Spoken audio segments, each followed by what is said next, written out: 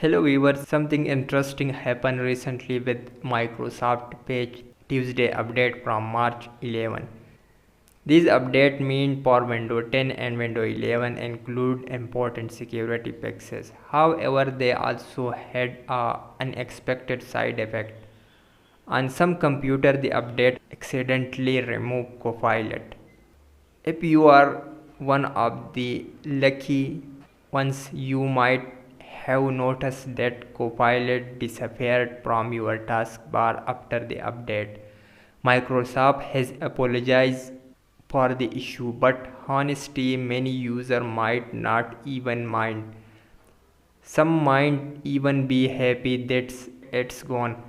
Of course, if you do use Copilot and want it back, you can easily reinstall it from the Microsoft Store by searching for Copilot. Windows update can sometimes cause problems, but this one is more amusing than anything else.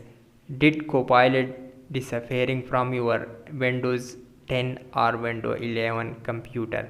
Let us know in the comment. Thanks for watching.